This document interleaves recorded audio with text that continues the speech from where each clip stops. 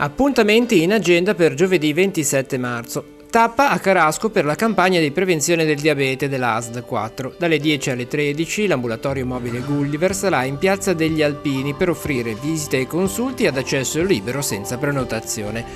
Nella sala Carlo Bo di Palazzo Fasci a Sesti Levante dalle 14 alle 18 si tiene il Career Day, evento gratuito promosso dall'Ente Formazione e l'Agenzia per il Lavoro Forma Mentis.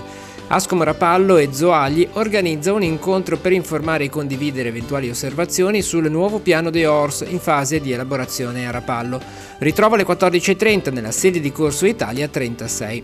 Il Teatro Pubblico Ligure propone lo spettacolo teatrale di Corrado Bologna, Il mare, filosofia e poesia, inizio alle 17 a Palazzo San Giorgio a Genova. A Palazzo Spinola, a Genova, riaprono le cucine storiche. Dalle 17 sarà possibile visitare il nuovo allestimento, completamente rinnovato e dedicato agli antichi servizi da tavola. L'Associazione Italo-Britannica di Chiavari propone la conferenza Nationalism in the Anglosphere and Beyond, con letture del professor Franco Zappettini, alle 17 alla Società Economica di Chiavari. Prende il via a Genova la manifestazione La Storia in Piazza. A Palazzo Ducale alle 17 il vernissage della mostra Libera nella maternità, autonoma con il lavoro, protagonista nella società. Alle 17.30 i saluti istituzionali. Alle 18 l'incontro con Carlotta Sorba, Le piazze del 1848. Al Cinema America di Genova verrà proiettato il primo Fantozzi a 50 anni dall'uscita dei cinema italiani. Lo spettacolo inizia alle 18.45.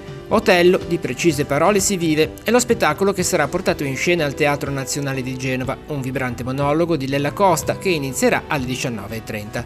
Il giornalista e telecronista sportivo Marco Fantasia sarà ospite del Panathlon Club di Chiavari. La serata si terrà alle cantine reggiane di Chiavari a partire dalle 20. Interverrà anche l'ex nazionale di pallavolo Ornella Marchese. Infine, per il cartellone Sori Teatro, alle 21 sul palcoscenico del Teatro Comunale di Sori va in scena lo spettacolo concerto Religio di Edmondo Romano.